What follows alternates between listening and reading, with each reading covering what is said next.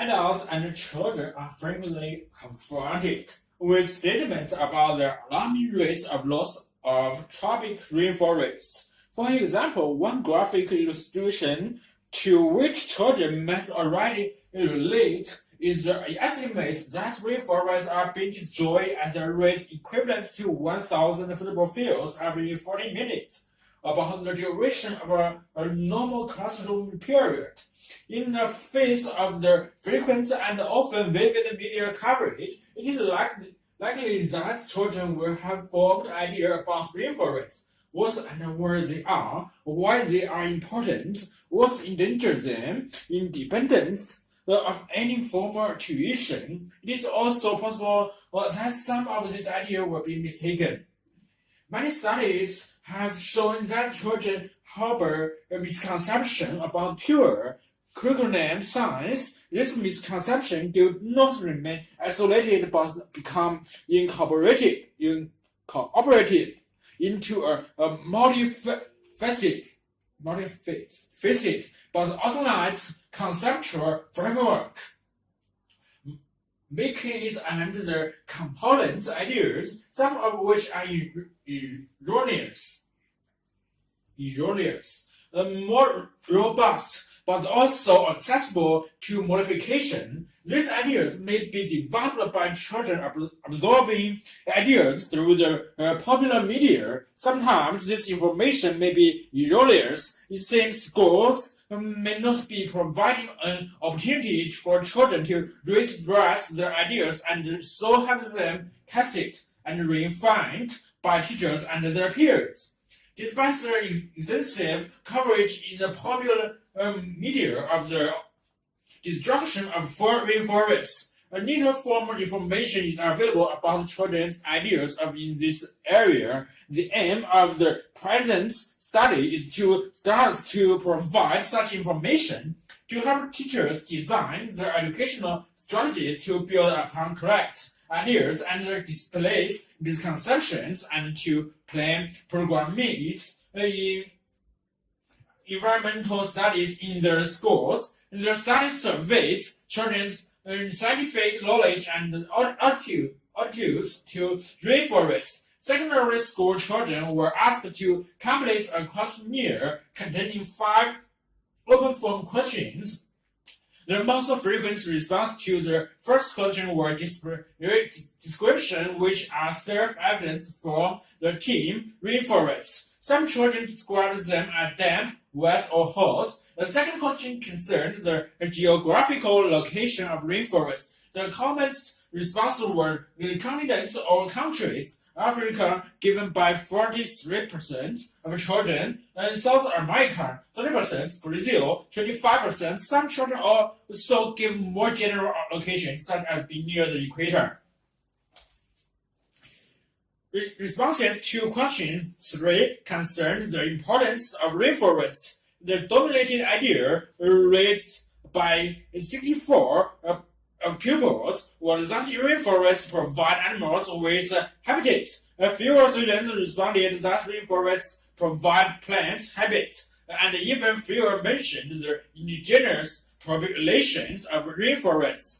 More girls, 70% than boys, 60%, raised the idea of rainforests as animal habitat. Similarly, but at a lower level, more girls, 13% than boys, 5% said that rainforests provide human habitat. And these observations are generally consistent with over previous studies of pupils' view about the use of conservation of rainforests, in which girls were shown to be more sympathetic to animals and express the views which seem to place an intrinsic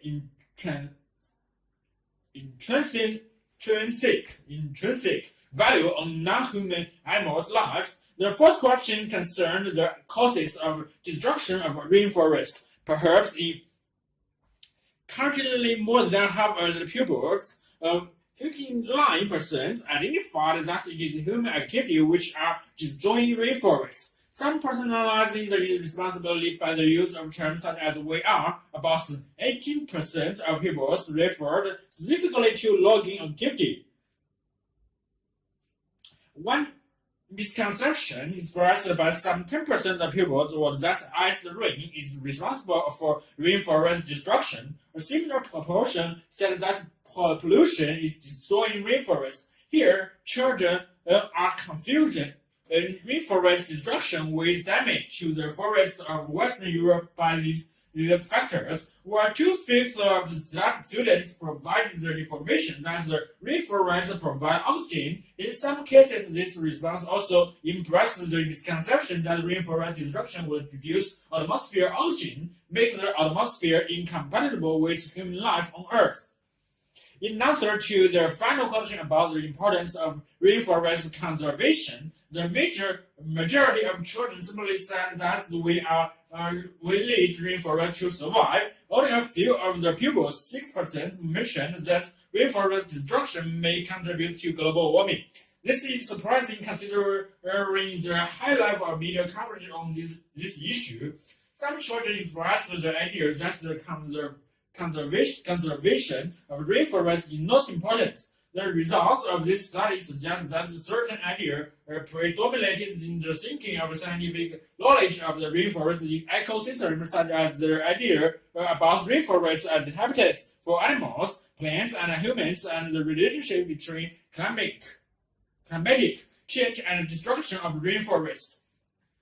People did not volunteer ideas that suggest that they appreciated the complexity of causes of rainforest destruction. In other words, they give no indication of appreciation of either the range of ways in which rainforests are important or the complex social, economic, and political factors which drive the activity which are destroying the rainforest. One encouragement is that the results of similar studies about the environmental issues suggest that the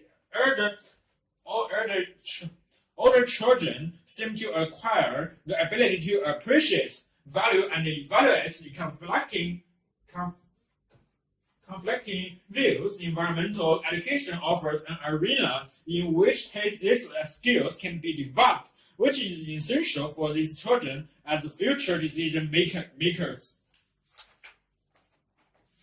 What do whales feel? Some of the senses that we and other terrestrial mammals take for granted are either reduced or absent in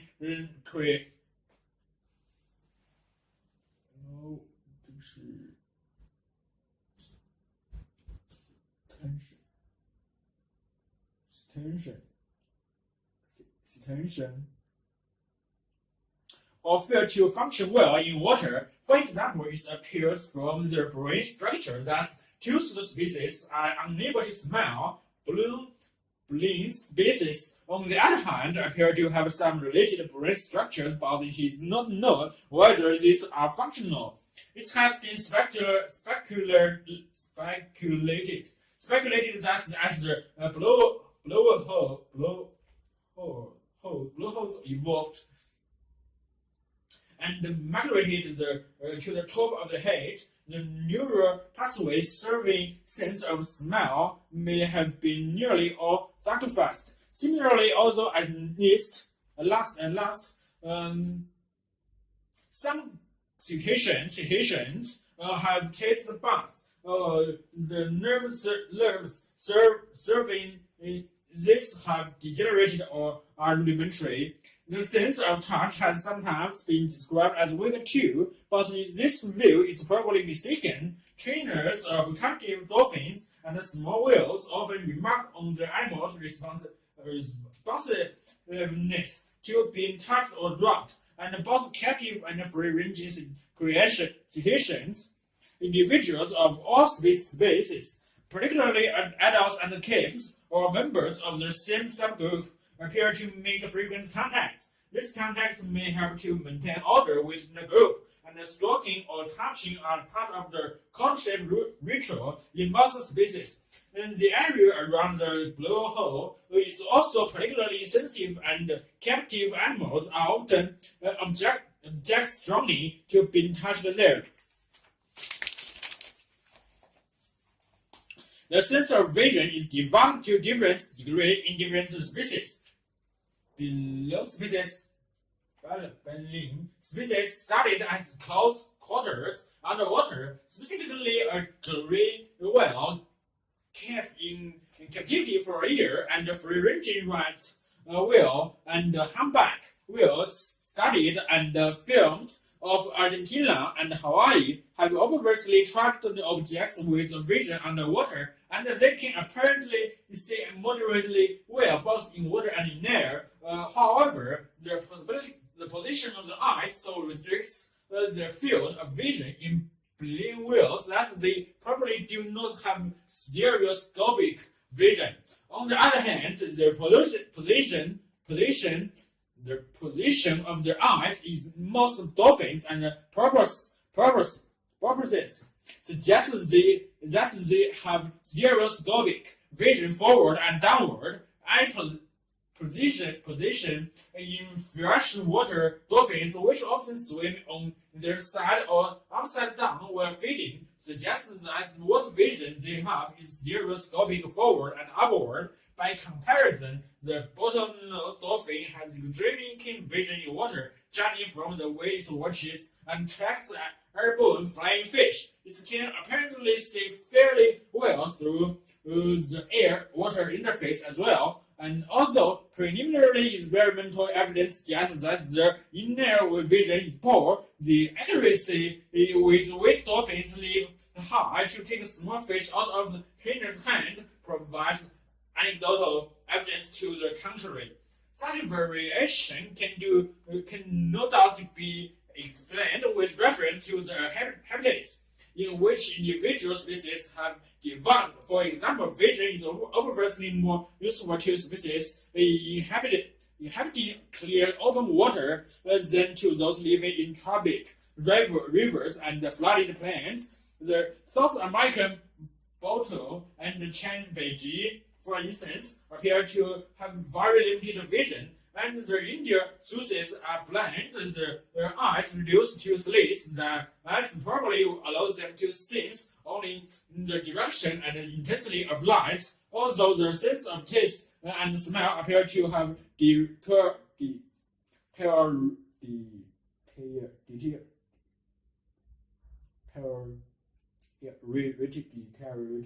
And the vision in water appears to be uncertain. Such weaknesses are more than compensated for by cetaceans or developed acoustic. Since most species are highly vocal, although they vary in the range of sounds they produce and may forage for food using echolocation, large baleen whales primarily use their lower frequencies and are often limited in their repertoire. Notable exceptions are the nearly sun-like cows or bowhead whales in summer and the complex hunting utterance of the humpback whales. Toothed species in general employ more of the frequency spectrum and produce a wider variety of sounds than baleen species, though the sperm whales apparently produce a monotonous series of high-energy clicks and little airs. Some of the more complicated sounds are clearly communicative, although what role they may play in the social life and the culture of cetaceans has been more the subject of wild speculation than of solid science.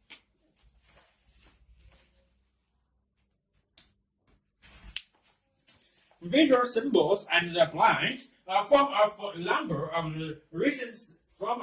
of recent studies, it has become clear that blind people can appreciate the use of outlines and perspectives to describe the arrangements of objects and other surfaces in space.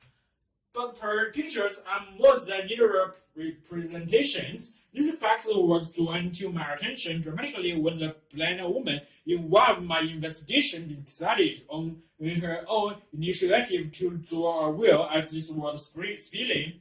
And to show this motion, she traced a curve inside the circle, figure 1, I was taking back lines of motion such as the one she used are a very recent invention in history of illustration. Indeed, as art scholar David Close William Bush, a trend-setting 19th century cartoonist, used virtually low motion lines in his popular figures until about 1877. When asked several other blind study subjects to draw a spinning wheel, one particular clever rendition appeared repeatedly. Several subjects showed the wheel spokes as curved lines. When asked about these curves, they all described them as metaphorical ways of suggesting motion. Jerry Rule would argue that this device somehow indicated motion very well, but is a better indicator than, say, broken or wavy lines or any other kind of line for the matter. And the answer was not clear, so I decided to test whether various lines of motion were apt ways of showing movements or if they were merely idiosyncratic marks. Moreover, I wanted to discover whether there were differences in how the blind and the sighted interpreted lines of motion.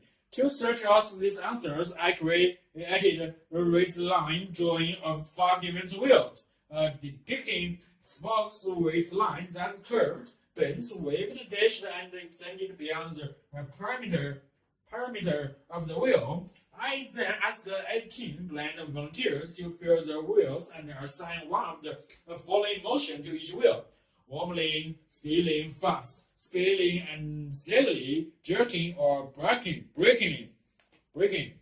My control group consists of 18 sighted and graduated from the University of Toronto. All but one of the blind subjects assigned distinctive motion to each wheel. Most guesses that the curved spokes indicated that the wheel was spinning steadily. In the wavy spokes, the ethos suggested that the wheel was wobbling, and the bent spokes were taken as a sign that the wheel was jerking. The subjects assumed that spokes extending beyond the wheel's perimeter signified that the wheel and had its brake swung, and that dashed broad spokes indicated the wheel was spinning quickly.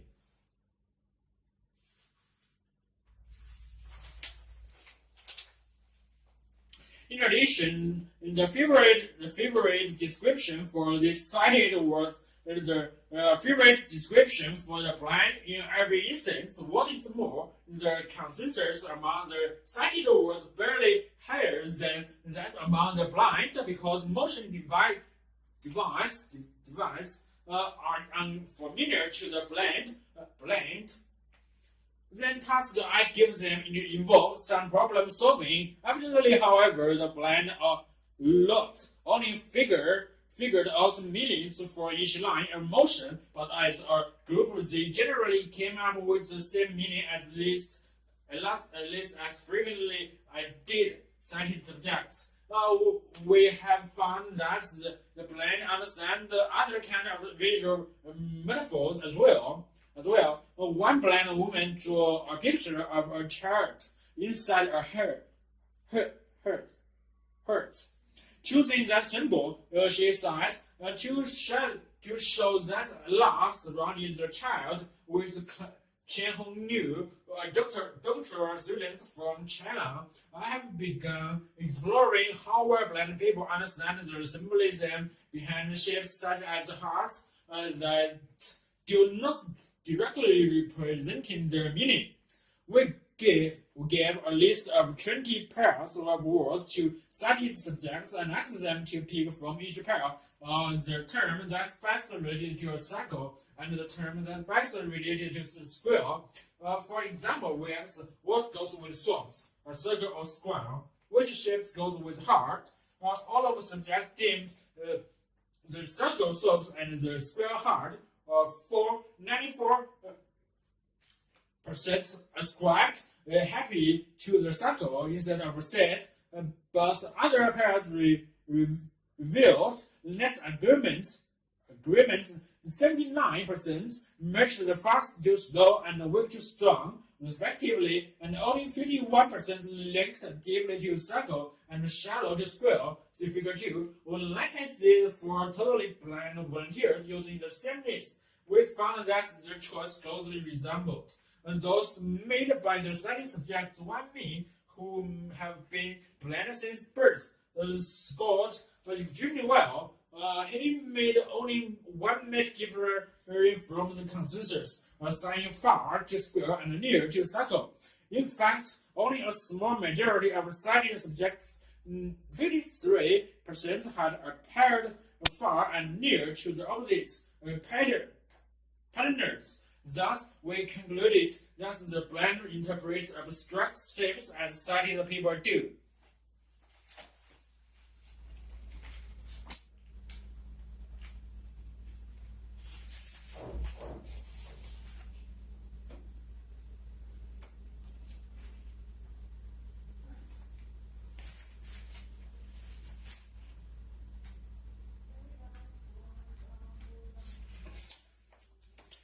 Lost for words.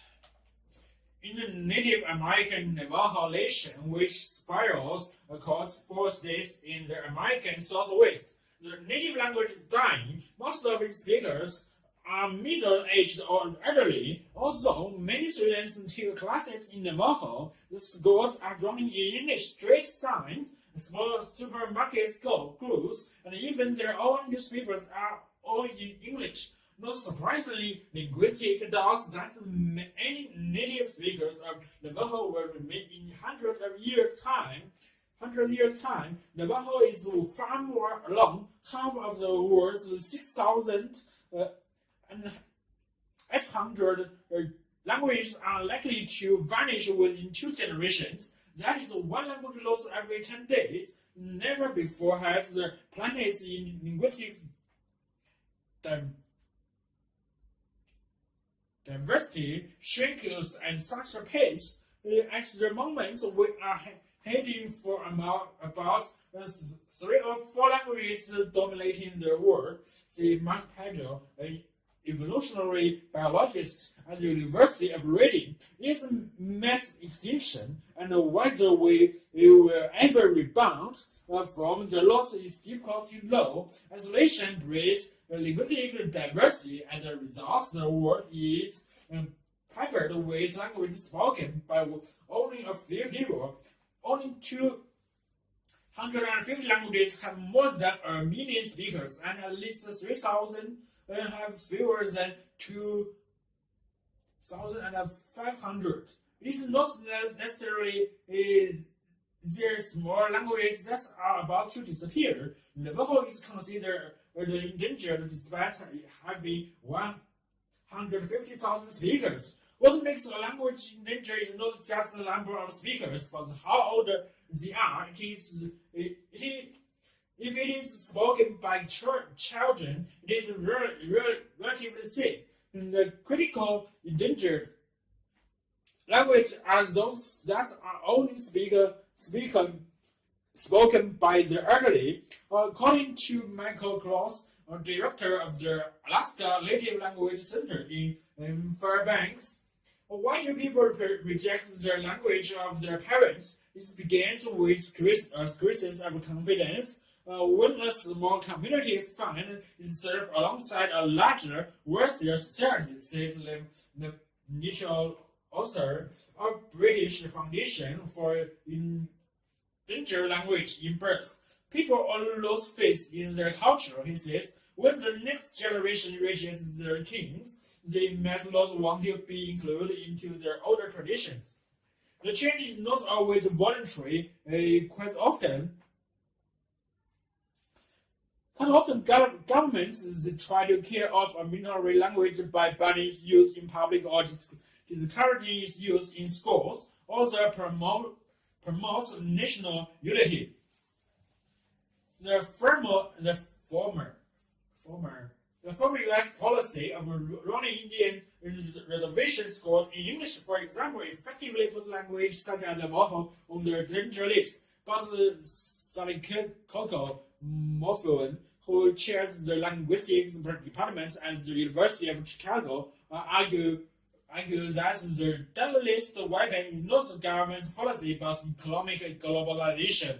Native Americans have not lost pride in their language, but they have to adapt to social economic pressures. This is it. They cannot refuse to speak English if most commercial activity is in English. But a language worth saving at the very least. There is a lot of data for the study of language and their evolution, which relies on comparison between languages both living and dead. When the unwritten and unrecorded language disappears, it is lost to science. Language is also intimately bound up with culture, so it may be difficult to preserve one without the other. If a person shifts from Navajo to English, they lost something. Morphewan says, moreover, the loss of diversity may also deprive us of different ways of looking at the world. Says Pedro. There is mounting evidence that learning learning a language produce psychological changes in the brain. Your brain and mine are different from the brain of someone who spoke French. For instance, Pedro says, and this could affect our thoughts and perceptions. The patterns and the connections we make among various concepts may be structured by the linguistic habits of our community. So despite linguistic best efforts, many languages will disappear over the last century, but a growing interest in culture and identity may prevent the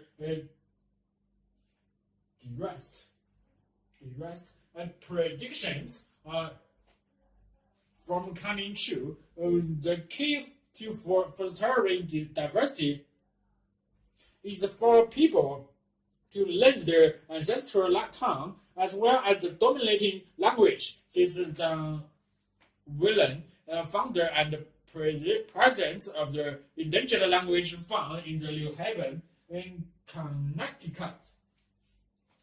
Most of these languages will not survive with a large degree of bilingualism. It says in New Zealand, classes for children have slowed the erosion of Maori and rekindled interest in the language.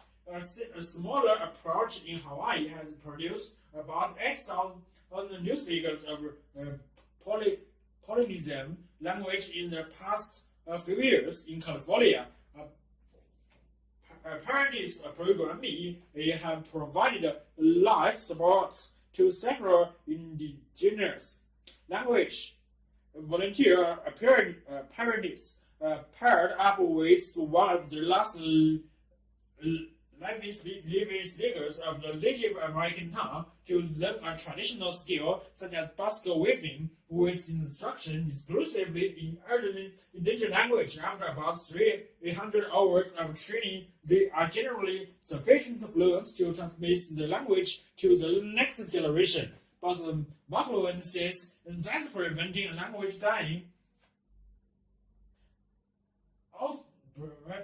out is not the same as giving it new life, but by using it every day, preserving a language is more like preserving fruits in a jar, he says. However, preservation can bring a language back from the dead. There are examples of languages that have survived in written form and then been revived by later generations, but a written form is essential for it. So the mere possibility of revival revival has led many speakers of endangered language to develop systems of writing when were not exist before.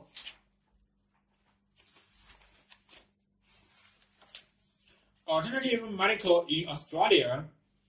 The first students to study alternative medical medicine at university level in Australia began the 4-year full-length course at the University of Technology, Sydney in early 1994. The course covered, among other therapies, acupuncture. The theory they learned is based on the traditional Chinese explanation of these ancient healing arts, that is, can regulate the flow of qi or energy through pathways in their body. This course reflects how far some alternative therapies have come in their struggle for acceptance by the medical establishment. Australia has been unusual in the Western world in having a very conservative attitude to nature or alternative therapies. According to Dr. Paul Level, a lecturer in public health at the University of Sydney, we have had a tradition of doctors being fairly powerful, and I guess they are pretty loath to allow any pretenders to their position to come into it. In many other industrialized countries, orthodox and alternative medicine have worked hand in glove for years. In Europe, only orthodox doctors can prescribe herb medical medicine. In Germany, plants ready-mades amounts for 10% of the national turnover of pharmaceuticals. Americans made more visits to alternative therapies than to orthodox doctors in 1990. And each year, they spend about $12 billion on therapies that have not been scientifically tested.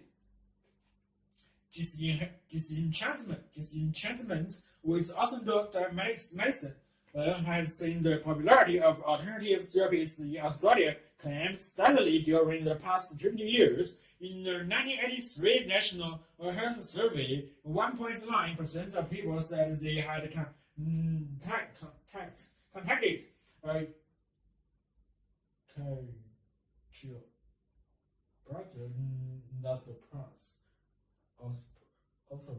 acupuncturist or herbalist in the 2 weeks prior to the survey. By 1990, this figure had risen to 2.6% of the population, and 550,000 consultations with alternative therapies reported in the 1990 survey represented about an 80 of the total number of consultations with medically qualified personnel covered by the survey, according to Dr. Level and colleagues writing in the Australian Journal of Public Health in 1993. A better educated and less accepting public has become disillusioned with the experts in general, and increasingly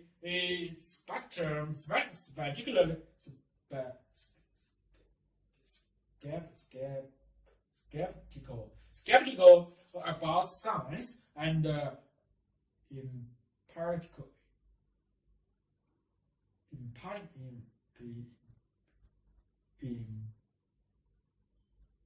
empirically based knowledge. They said the high standing in a professional, including doctors, has been eroded as a consequence. Rather than resisting or criticizing the trend, increasing number of Australian doctors, particularly younger ones, are forming group practice with alternative therapists or taking courses themselves. Particularly in acupuncture and herbalism, part of incentive or the financial alternative side. The bottom line is that most general practitioners are business people. If they see potential going as well, they might want to be able to offer a similar service. In 1993, Dr. Never and his colleagues published a survey of 289 elderly people who attended the alternative service practice in Italy. This practice offered a wide range of alternative services from 25 services.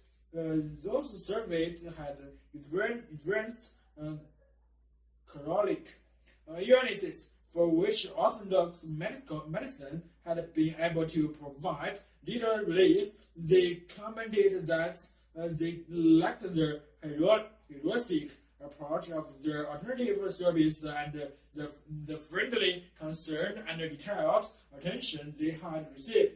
The cold, impersonal manner of orthodox doctors featured in the survey, an increasing exodus from the clinic, coupled with this and a number of other relevant surveys carried out in Australia, all pointing to orthodox doctors inadequate, have led mainstream doctors themselves to begin to admit they could learn from the personal style and alternative service. Dr. Patty Stone, president of the Royal College of General Practitioners, concurs that orthodox doctor could learn a lot about precise manner and advising patients on preventative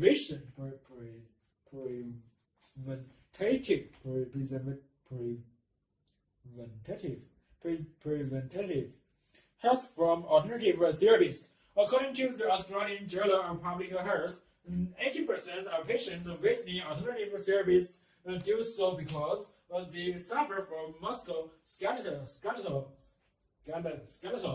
complaints. 12% suffers from digestive problems, which is only 1% more than those suffering from emotional problems. Those suffering from respiratory complaints represented 10% of their patients, and Candida sufferers represents an equal percentage.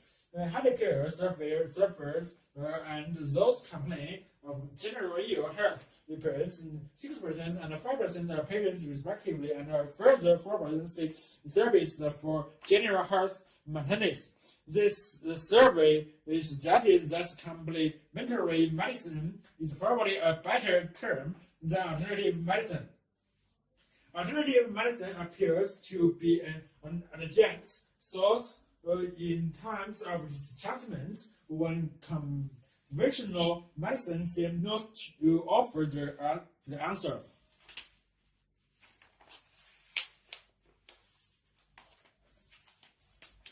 Play is a serious business.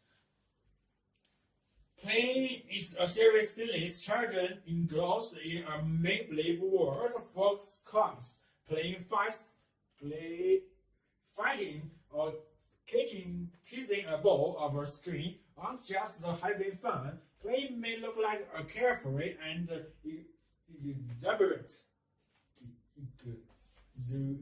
exuberant way of passing the time before the hard work and adulthood comes along, but there's much more to it than that.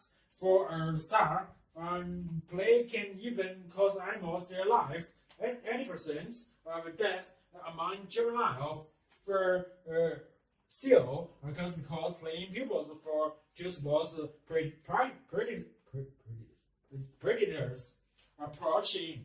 It is also extremely expensive in terms of energy. Play for young animals use around 2 or 3% of their energy in converting, and in children, that figure can be close to 50%. Even 2 or 3% is huge. Says John Byers of Liberal University, and you just don't find animals with energy like that. He adds, there must a reason there must be a reason. But in play is not simply a developmental hiccup. As biologists once thought, why did it involve the latest idea that play has evolved to build a bigger brain. In other words, play makes you intelligent. Playing for earnest seems is common only among mammals, although a few of the larger brained birds are also indulge animals as play often use unique sign tourism to awaken in dogs, for example, to indicate that activity is superficially resembling adult behavior is not really in realist. A popular explanation of play has been in that herbs juvenile developed the skill they were need to hunt, mate, and fertilize as adults. And that has been that it allows young animal to get in shape for adult life by improving their responsibility,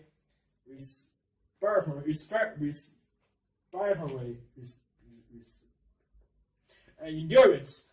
Both these ideas have been questioned in recent years. Particularly exercise theory, in play involved to build muscle or as a kind of endurance training, then you would expect to see permanent benefits. But Bayer's option points out that the benefits of increasing exercise disappear rapidly after training stops. So any improvement in endurance resulting from juvenile play would be lost by adulthood if the function of play was to get into shape. Since perhaps the optimum time for playing would depend on which were the most advantageous for the young of the particular species to do so. But it doesn't work like that. Across species, play tends to peak about halfway through the sunken stage and then decline. And then there's the skill training hypothesis. At first glance, play animals do appear to be practicing the complex maneuvers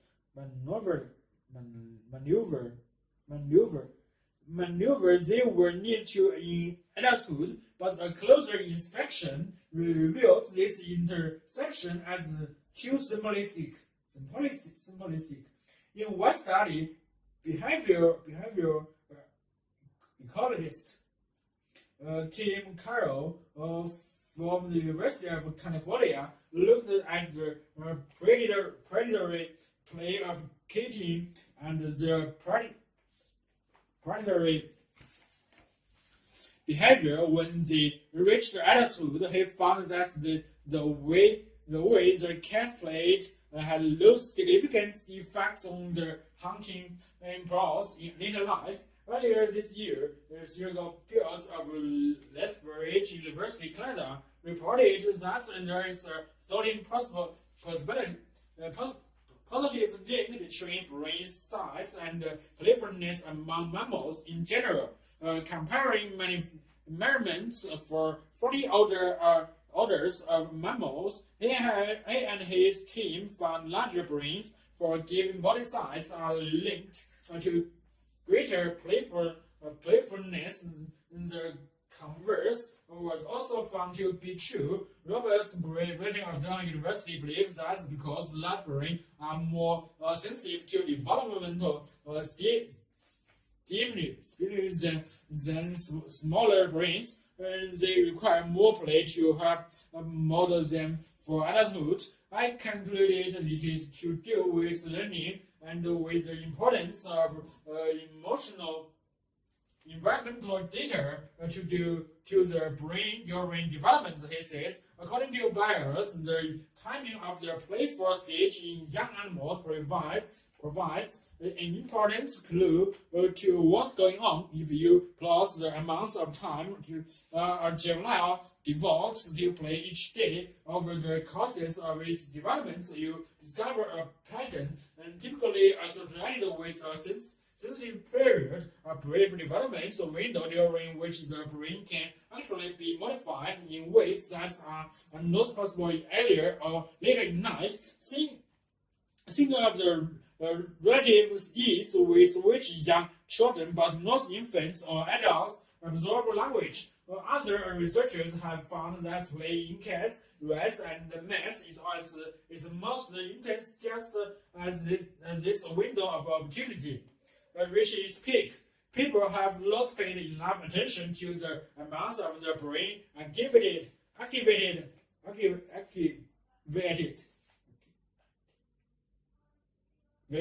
by play, says Michael Brogan of Colorado University. Big off studies coyote pupils as play and found that the kind of behavior involved was markedly more valuable and unpredictable than that of adults. Such behavior activated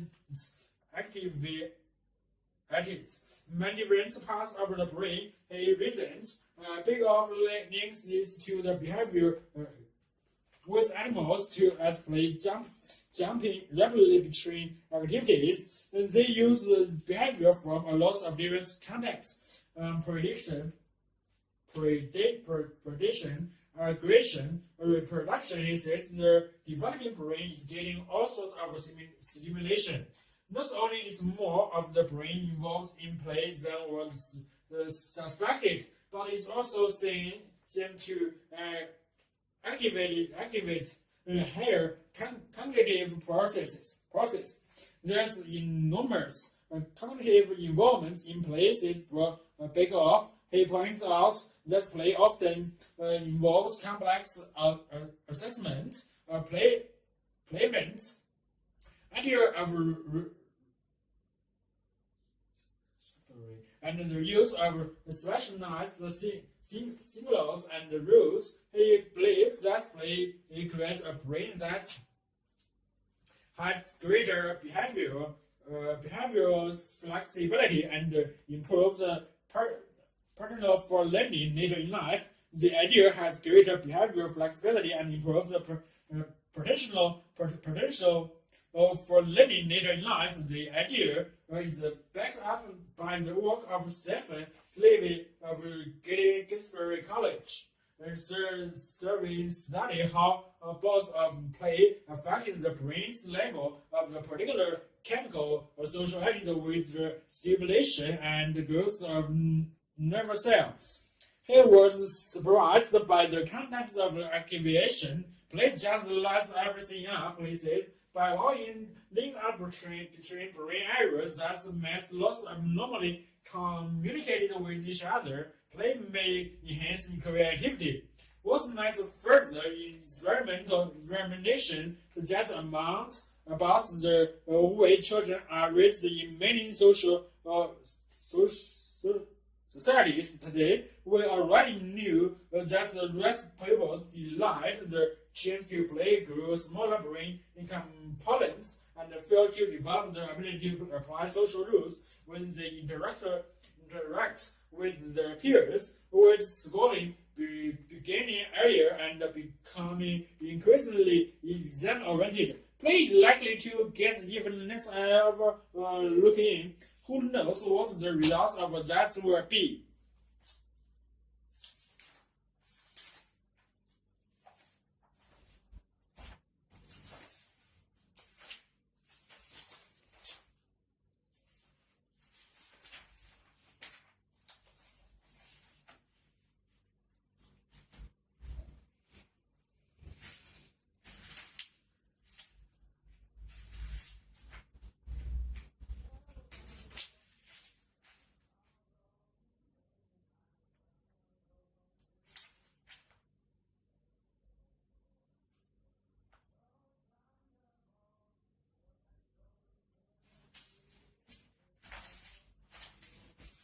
Micro enterprise credit for street youth.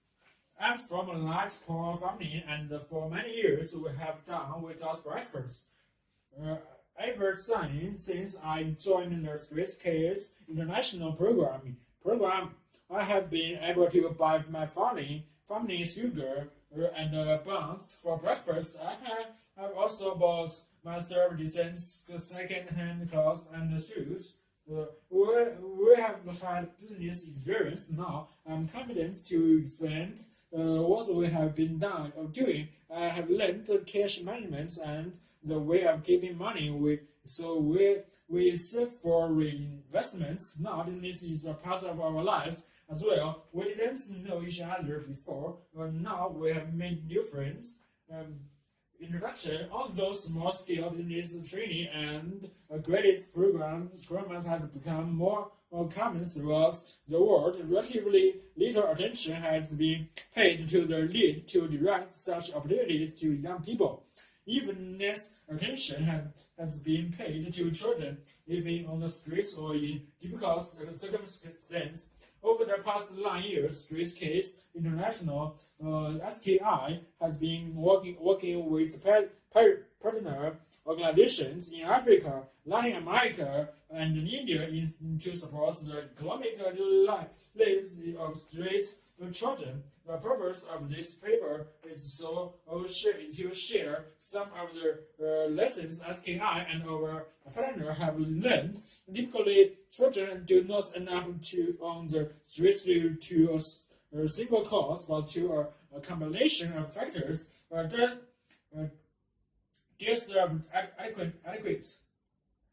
Adequately funded schools, the demand for income at home, family breakdown, and violence. The streets may be attractive to children as a place to find adventures, play, and money. However, it is also a place where some children are exposed with little or low protection to exploitative employment, urban crime, and abuse.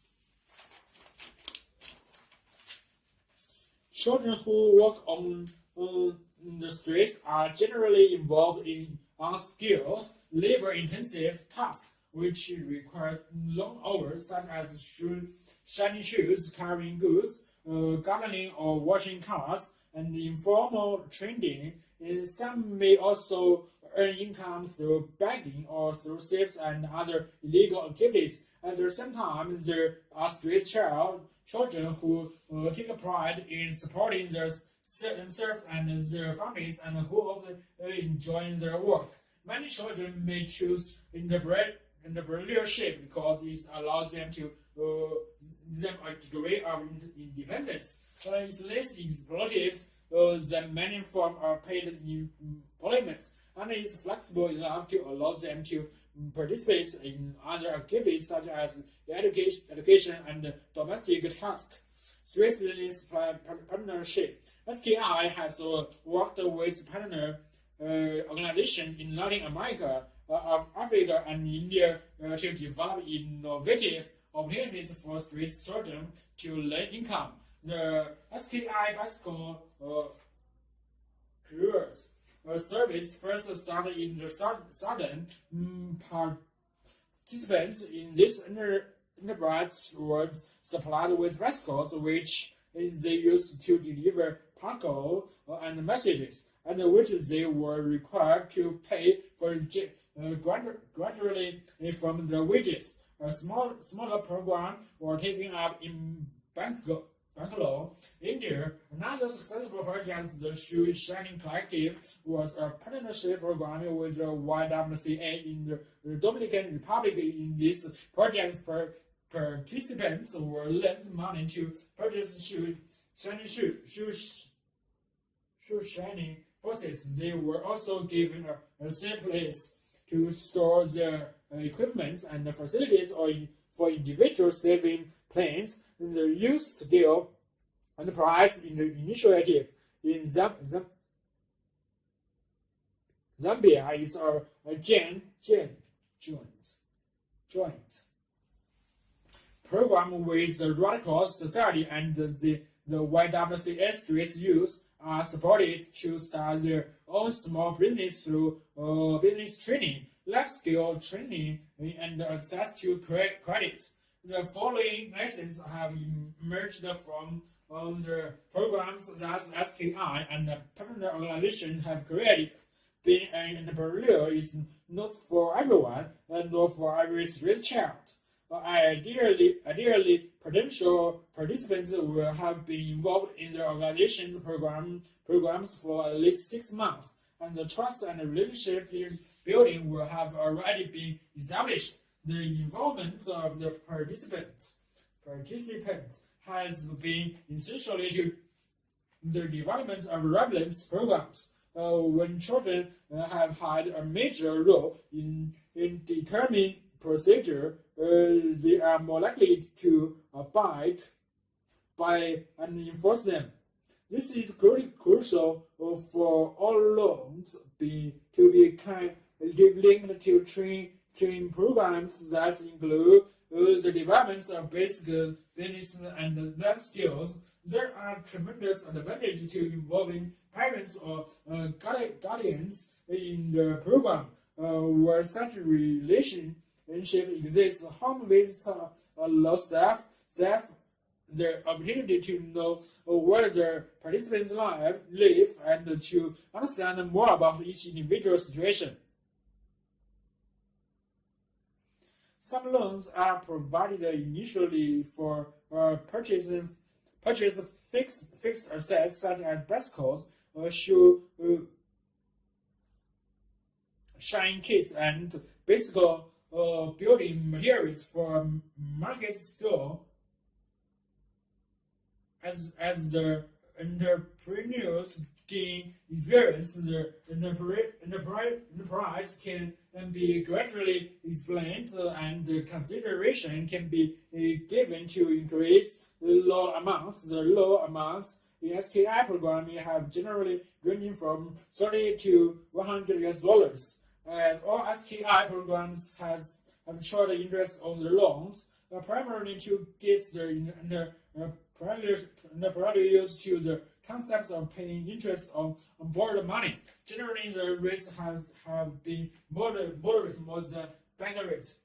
Conclusion: there is a need to recognize the importance of access to credits for improved young people seeking to fulfill economic needs. To provision of small loans or to support the entrepreneurial dreams and ambitions of youth can be an effective means to help them change their lives. However, we believe that credits must be intended in association with the other types of support that help participants develop critical life skills as well as productivity abilities.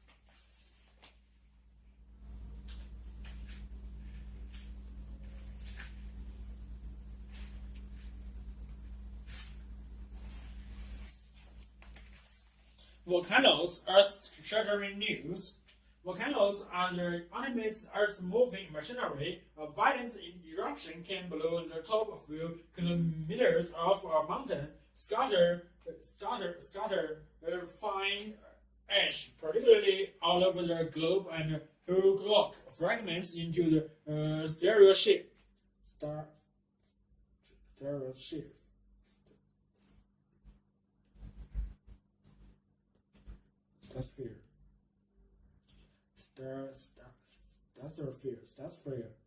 To the darkening the skies to continents away, but the classical eruption and cone-shaped mountain, Big Bang, mushroom, and cold, and sewage. The mountain lava is only a tiny part of a global story.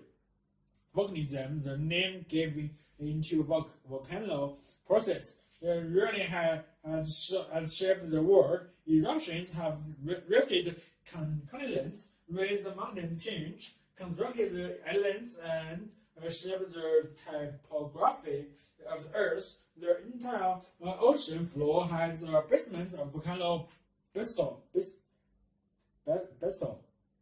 Volcanoes have not only made the continents, they are also thought to have made the world's first stable atmosphere and provided all the water for the oceans, rivers, and escapes. There are now about 600 active volcanoes every year. They add 2 or 3 cubic kilometers of rock to the continents. Image a smaller number of volcanoes smoking away for the last 3,500 million years. That's enough rock to explain the continental crust. What comes out of volcano craters is most of the gas. More than 90% of this gas is water vapor from the deep earth. Enough to explain over 3,500 million years. And the water in the oceans, and the rest of the gas is nitrogen, carbon dioxide, sulfur,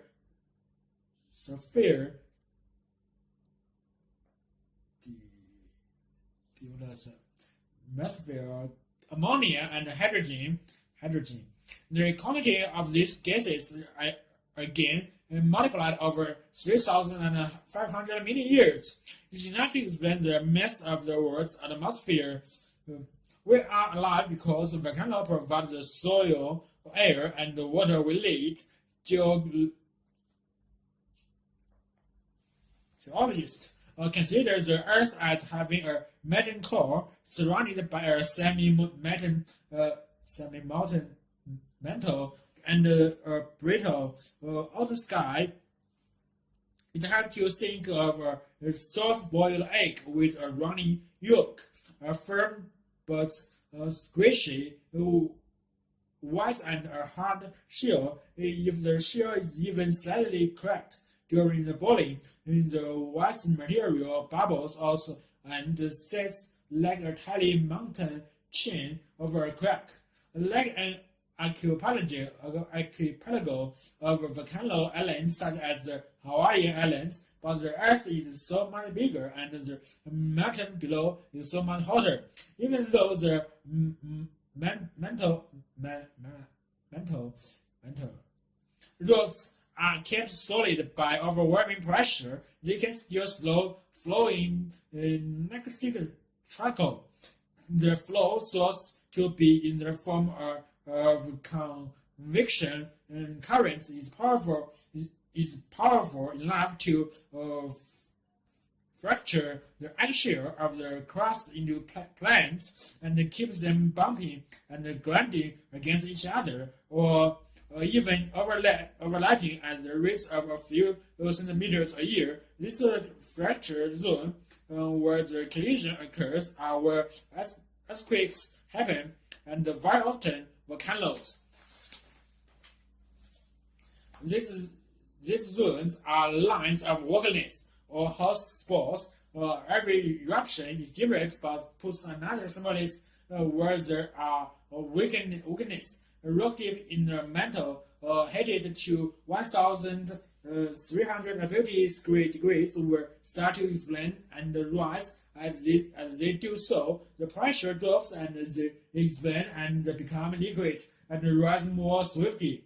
Sometimes this slow, vast bubble from magma, molten rock from the mantle, inch towards the surface, cooling slowly to show through as granite. Exhaustion as on sky, or the greater will seal. The lava die squeeze out like a toothpaste that's carried past a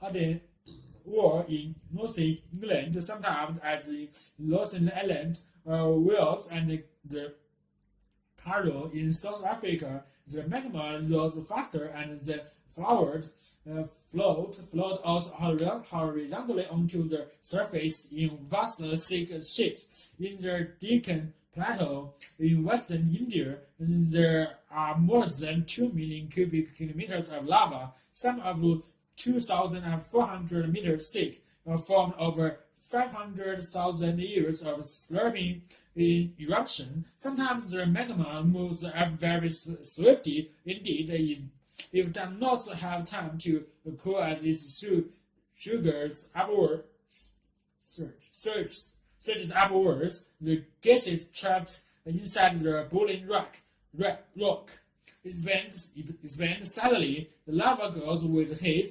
It begins to force and explodes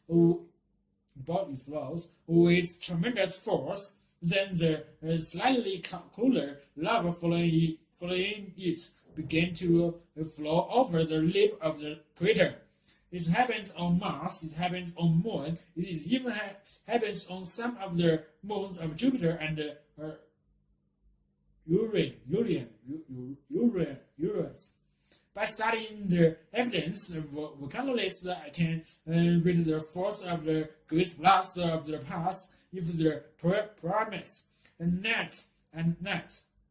the fall of the holes. The explosion was tremendous, and the rock heavily with huge crystalline basalt shapes like the grains of causeway in northern Ireland. It was a slow, gentle eruption. The biggest eruption was deep on the mid-ocean floor, where new lava is forced in the continents apart and widening in the Atlantic by perhaps 5 centimeters a year. Look at maps of volcanoes, earthquakes, and islands chains like the Philippines and Japan, and you can see the rough outlines of what can be called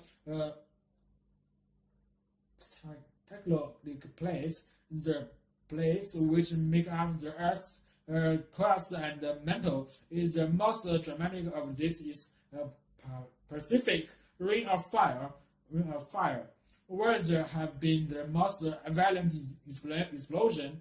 Mountain Manima, mountain states having in Uruguay and Mexico about a decade ago. Not to mention world-shaking blast like garlic in the Summerland in 1983. But the volcanoes are not very predictable. That is because geological time is not like human time. During Quartz period, the volcanoes keep themselves with their own lava by forming a powerful cone form.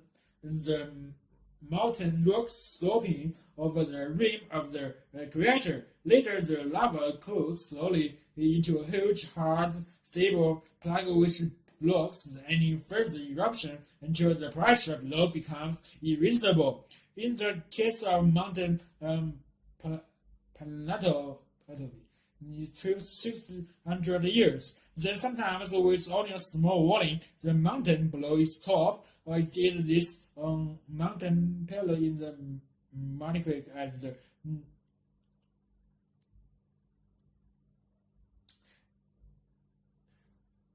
11 to 8 a.m. on 8 May 9,002 of a town of 28,000 only 2 people survived in 1915.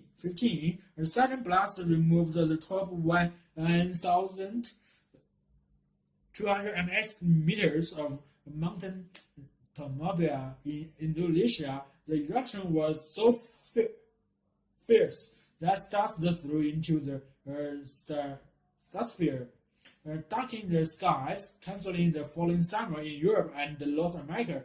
The thousands starved. As the harvest failed, after snow in July and forest in August, volcanoes are potentially world news, especially the quiet ones.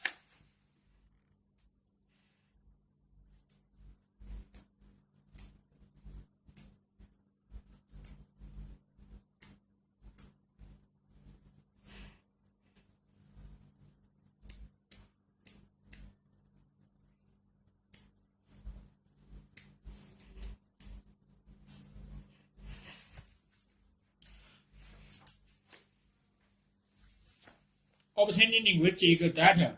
Many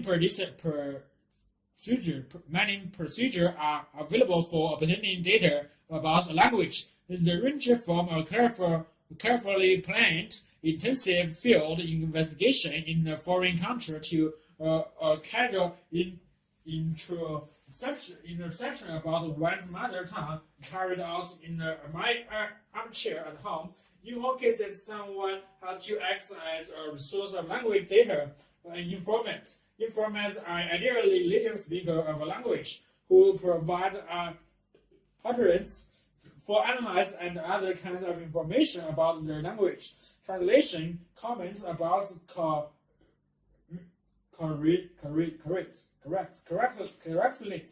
correctness, or judgments on usage. Often, when studying their mother tongue, linguistics act as their own informants, judging their ambiguity, acceptability, or other properties of utterance against their own intuitions. The convenience of this approach makes it widely used, and is considered the normal in the generative approach to linguistics, but linguists' personal judgments are often uncertain or disagree with the judgments of other linguists, at which point resource is needed to more objective methods of inquiry using non-linguistic as informant. The latter procedure is unavoidable when working on foreign languages or child speech. Many factors must be considered when selecting informants, whether one is working with single speaker, common situation when languages have not been described before, two people interaction, small groups or large scale example, age, sex, social background, and other aspects of identity are important, as these factors are known to influence the kind of language used, the topic of conversation, and the characteristic of the social setting. For example, level of formality are also highly relevant, as are the personal qualities of the informant, the fluency and consistency. For larger studies, scholars' attention has been paid to the sampling theory employed. And in all cases, decisions have to be made about the best investigated techniques to use. Today, researchers often record information. This enables the linguistic claims about the language to be checked and provides a ways of making those claims more accurate. Difficult pieces of speech can be listened to rapidly, but obtaining naturalistic good quality data is never easy. People talk abnormally when they knew they are being recorded, and the sound quality can be poor. A variety of tape recording procedures have thus been devised to minimize the observer's paradox. How to observe the way people behave when they are not being observed.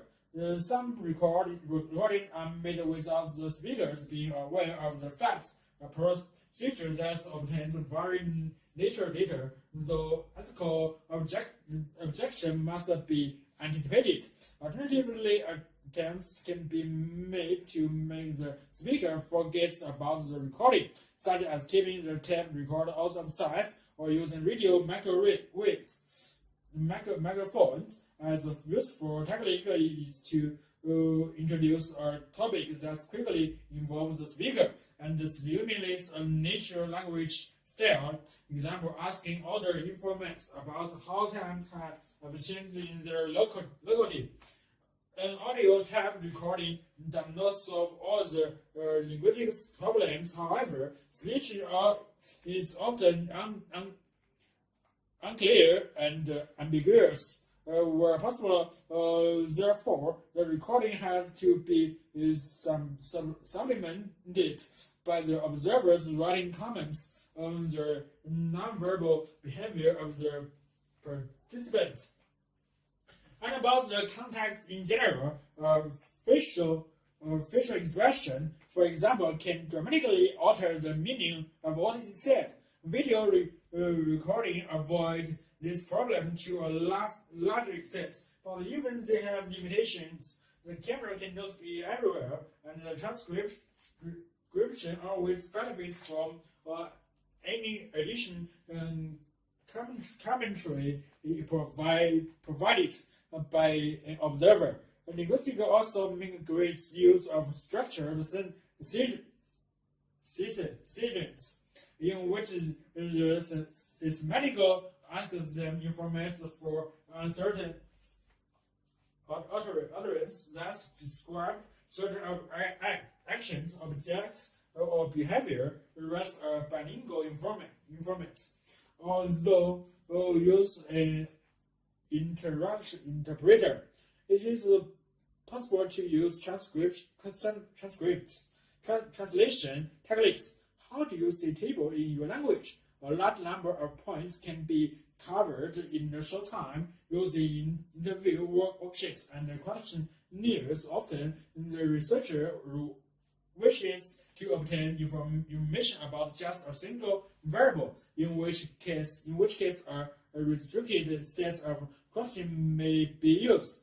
A particular feature of pronunciation, for example, can be elected by asking the informant to say a restricted set of words. There are also several direct methods of elicitation.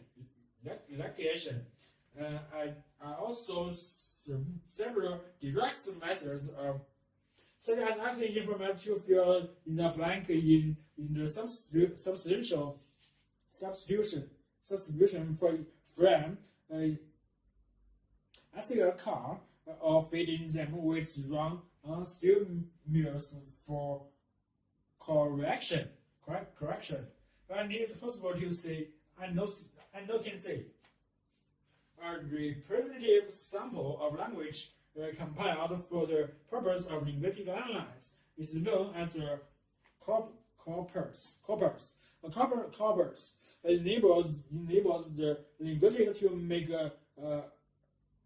unbased statements about a frequency of usage, and it provides accessible data for the use of different researchers. Its range and the size are variable. Some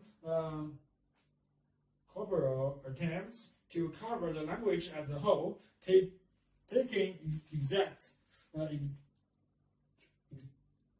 extracts from many kinds of texts. Others are extremely selective, providing a collection of material that deal only with particular language features. The size of the corpus depends on particular factors such as the time available to collect, process, and store the data. It can take up to several hours to provide an accurate transcription of a few minutes of speech. Sometimes a small sample of data will be enough to decide a linguistic hypothesis. By contrast, in major research projects can total millions of words. An important principle is that all corporal whatever their size are inevitably emitted in their coverage and always need to be supplemented by data derived from the intuitions of native speaker of the language through either introspection or experimentation.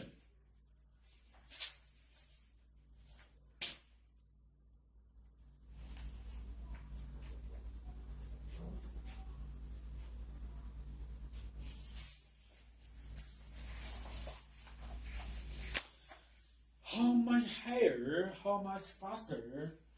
Since the early years of the 20th century, when the International Athletic Federation began keeping records, there has been a steady improvement in how fast the athletes run, how high they jump, and how far they are able to hit a massive object.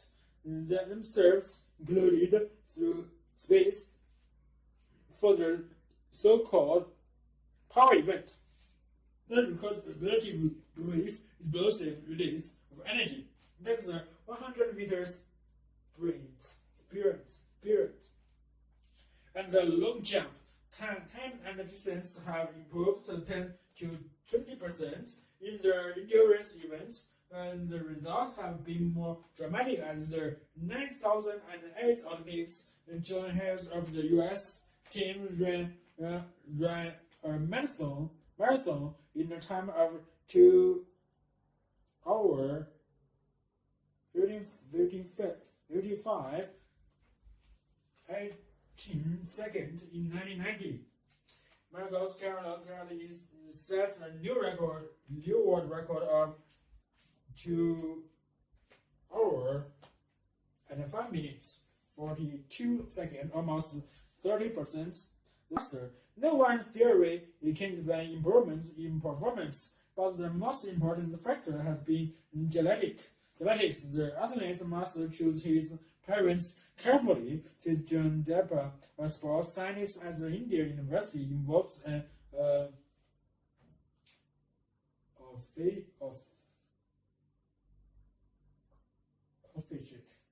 adage of the past century in the common position of the human gene pool has lost changed appreciably. But with increasing global participation in athletics,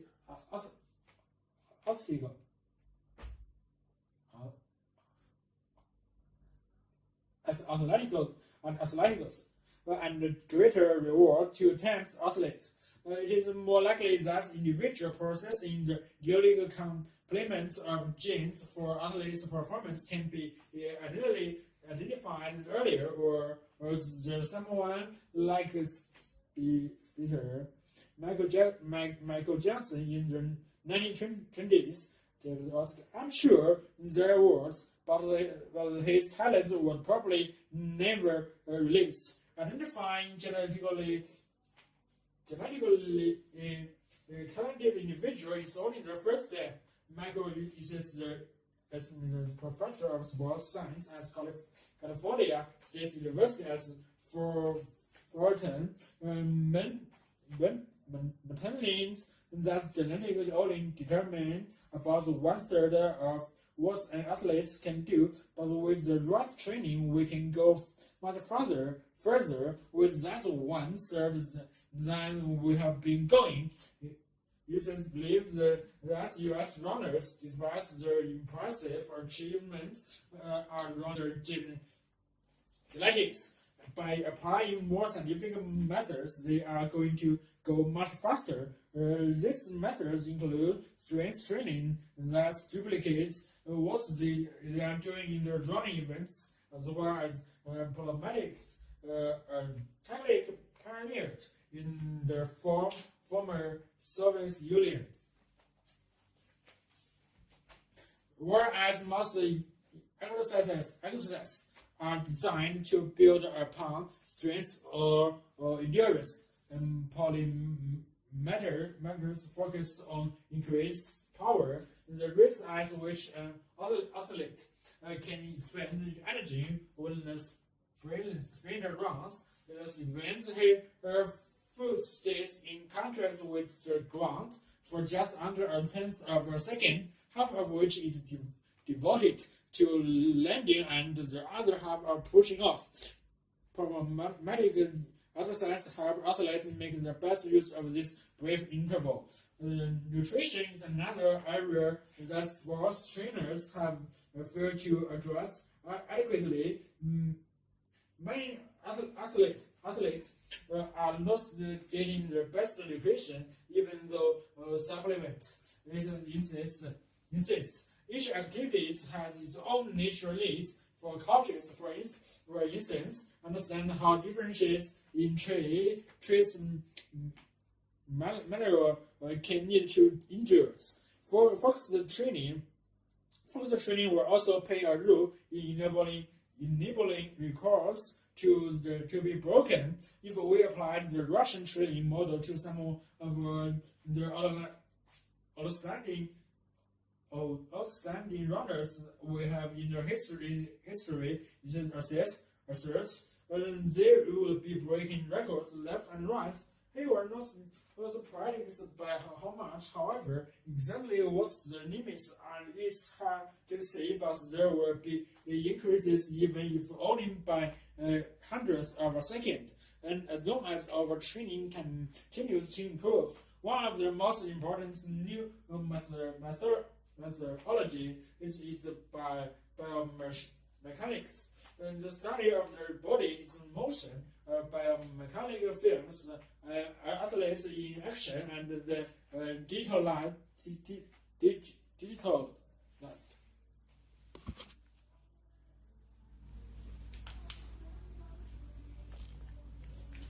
The study of the body in motion, biomechanic films, and athletes in action, and the digitalized her performance recording the motion of every joint and lip in 3 dimensions. By applying Newton's law to these motions, we can see that this athlete's run is not fast enough, that this one is not using his arms strongly left during takeoff. Since the who use this method to have a high jumpers to date.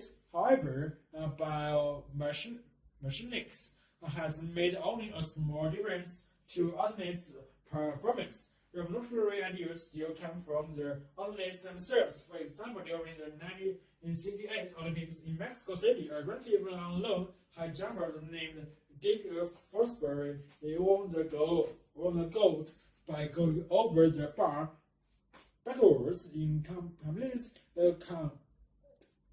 contradiction of other received high jump with them. A move instantly doubled the Forsberg's flip. Forsberg himself did not know what he was doing. This understanding to the later analysis of the biomechanics specialists who puts their mind to comprehending something that was too complex and or translate, even to have been invented through their own mathematical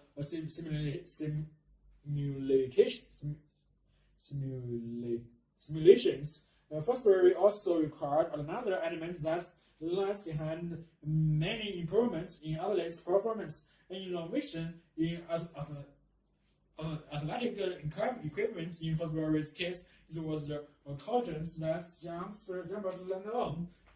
Traditionally, high jumpers would land in pitch field with sawdust. But by first time, sawdust pitch has been replaced by a certain form cushions idea for floating. In the end, most people who examine human performance are humbled by the resourcefulness of athletes and the power of the human body. Once you study athletical, you learn that it's a vastly complex issue, says Johnson Resin, a sports psychologist at Indiana University. Core performance is not a simple or mundane thing of higher, faster, longer. So many variables enter into the equation, and our understanding in many cases is fundamental. We have got a long way to go for the foreseeable future. Records will be made to be broken.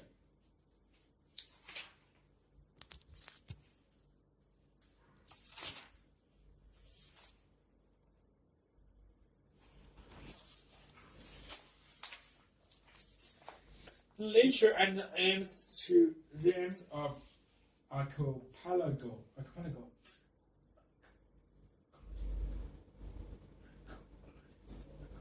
Archaeology. Archaeology is part of the discovery of the treasure of the past, partly in the careful work of the scientists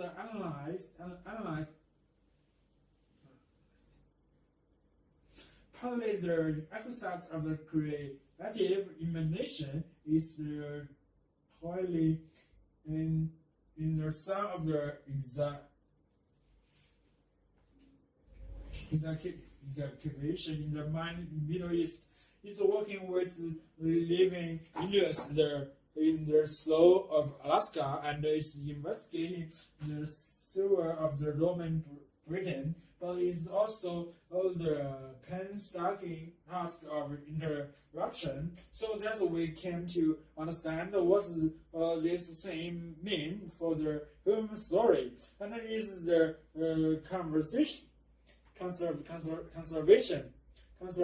of the world's culture heritage against the looting and careless harm.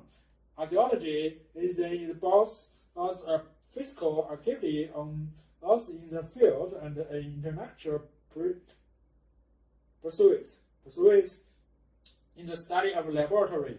That is part of its great attraction, the rich mixture of danger and detective work has also made it a perfect vehicle for fiction writers and filmmakers for other critics with murder in Mesopotamia to Stephen and Spelly with Indiana Jones. However, far from reality such as portrayals are, and they capture the essential truth that archaeology is an exciting quest. The quest for knowledge about ourselves and our past. But how does archaeology reach to disciplines such as anthropology and history that are also concerned with the human story? Is archaeology itself a science, and what are the responsibilities of the archaeology in today's world?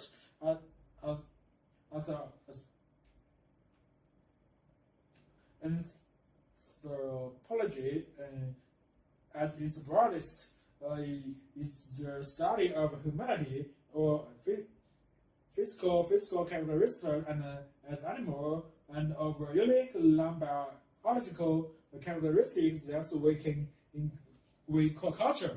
Culture in this sense includes what the anthropologist Arnold Taylor summarized in 1871 as knowledge, belief, arts, morals, custom, and any other capabilities and habits acquired by man as a member of society. Anthropologists also use the term culture in the more restricted sense when they refer to the culture of a particular society, meaning the non-biological characteristic is unique to that society, which distinguishes from other societies. Anthropologist is thus a broad discipline, so broad that it is generally broken down into three similar disciplines: physical anthropology, cultural anthropology, and archaeology. Physical anthropology or biology. Biological anthropology, as it is also called, concerns the study of human biological of physical characteristics and how they involve culture anthropology, or social anthropology, analyze human culture and society. Two of its branches are anthropography, is the study at the first hand of individuals involving cultures, and ethology, which sets out the compare cultures using anthropology evidence to derive general principles about human society. archaeology is the past tense of culture anthropology, whereas cultural anthropologists will often base their conclusions on the experience of living with contemporary communities. Archaeologists study past societies primarily through their material remains, the buildings, tools, and other objects that constitute what is new as the material culture left over from former societies. Nevertheless, one of the most important takes from the archaeologists today is to know how to interpret material culture in human terms. How were those posts used? Why are so duly drowned and other spill? How the methods of archaeology and anthropology overlap? Archaeologists in recent decades have developed anthropology, or like anthropologists, they live among contemporary communities, but with the specific purpose of learning how much society use material culture, how they make their tools and weapons, why they build their settlements, what they do, and so on. Moreover, archaeology has an alternative role to play in the field of conservation. Heritage studies constitutes a developing field where it is realized that the world's culture heritage is diminishing resources, which holds different meaning for different people. If the archaeology deals with the past in what way does this differ from history? This is the broadest sense. Just as archaeology's aspects of anthropology, so too it is the part of history where we mean the whole history of humankind from its beginning over 3 million years ago. Indeed, for more than 99% of that huge span of time, archaeology, the study of past material culture, is the only significant source of information. Conventional historical sources began only with the introduction of written records around 3000 BC in Western Asia, and much later in most other parts of the world. A common joint distinction is between prehistory, for example, the period before written records, and history in the narrow sense, meaning the study of the past using written evidence to archaeology, which studies our culture and the period, whether without writing. The distinction between history and prehistory is a convenient dividing line in the recognize the importance of the writing words, but in no way enhances the importance of the useful information contained in oral history. Since the aim of archaeology is the understanding of humankind, is the domestic study, and since it deals with the human past, it is a historical display, but it is different from the study of written history in the fundamental way. The material the archaeologists find does not tell us directly what to think. Historical records make statements of opinion and past judgments, and the objects the archaeologists discover, on the other hand, tell us nothing directly in themselves. In this respect, the practice of the archaeologist is rather like that of the scientist who collect data, conduct experiments, formulates the hypothesis, test the hypothesis against more data, and then, in conclusion, devise a model that seems be best to summarize the pattern observed in the data. The archaeologists had to develop a picture of the past, just as the scientists had to develop a coherent view of the nature world.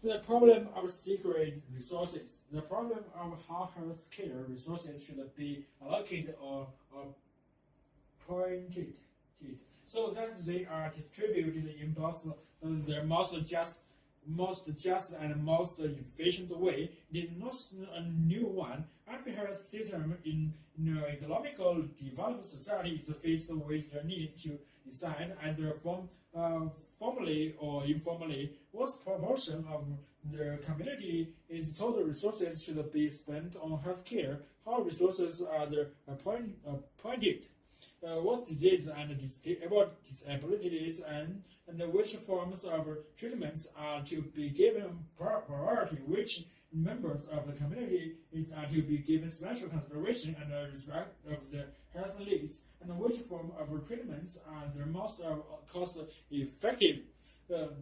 What is new is that from the 1950s new onwards, there have been certain general changes in outlooks about the finitude of resources as a whole, and the healthcare resources in particular, as well as more specific changes regarding in the clinical of health care resources and the cost of the availability of those resources. Thus, in the 1950s and 1960s, there emerged an awareness of Western societies that resources for the provision of fossil or fuel or energy were finite and exhaustible, and thus the capability of nature of the environment to sustain economic developments and the population was also finite. In other words, we become aware of the obvious fact that there were limits to growth as a new consciousness, that there were also severe limits to healthcare resources was part of this general revolution of the universe. Looking back, it may seem quite incredible that in the national health system that emerged in many countries in the years immediately after the 1939 into 45 World War, but it was assumed without question that what the basic health needs of any community could be satisfied, at least in principle. The invisible hand of economic progress would provide. However, at exactly the same time as this new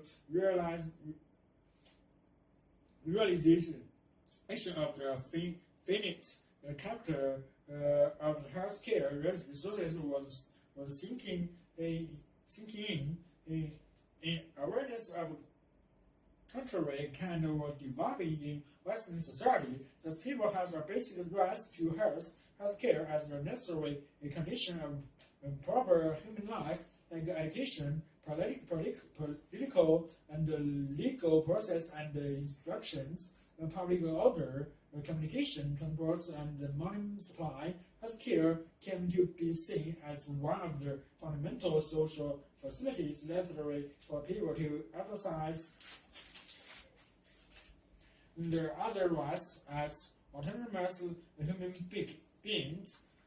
People are not in position to exercise personal liberty and to be self-determined if they are poverty-stricken or deprived prime basis education, or do laws live within a context of law and order? In the same way, basic health care is a condition of exercise of autonomy. Although the language of rights sometimes leads to confusion, by the late 1970s, it was recognized in most societies that people have a right to health care, though there has been considerable resistance in the United States to the idea that there is a formal right to health care. It also accepts that this right generates an obligation or duty for the states to ensure that adequate health care resources are provided out of the public purse. The states have no obligation to provide a healthcare system itself, but ensure that such a system is provided. So another way, basic health care is not recognized as a public good rather than a private good. That's why it's expected to buy for oneself as the 1976 Declaration of the World Health Organization put in the enjoyment of the highest attainable standard of health is one of the fundamental rights of every human being without distinction of race, religion, political belief, economic or social condition, as has just been remarked in the liberal society. Basic health is seen as one of the indispensable conditions for the exercise of personal autonomy. Just at the time when it became obvious that health care resources could not possibly meet the demands being made upon them, people were demanding that the fundamental right to health care be certified by the states. The second set of more specific changes that have led to present concerns about the distribution of health care resources stem from the dramatic rise in health costs in most OECD countries, accompanied by large-scale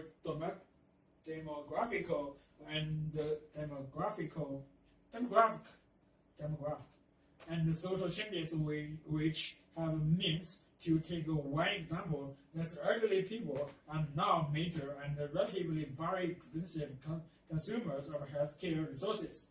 Thus, in OECD countries as a whole, health costs increased from 3.8% of GDP in 1960 to 7% of GDP in 1980.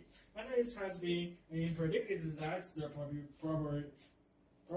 proportion of health costs to GDP will continue to increase. In the US, the current figure is about 12% of GDP, and in Australia, about 7.8% of GDP. And the consequence during the 1980s, a kind of domestic scenario, analogously to similar domestic exploitations about energy need and fossil fuel, or about population increases, was projected by health administrators, economists, and politicians. In this scenario, ever-rising health costs was matched against static or declining resources.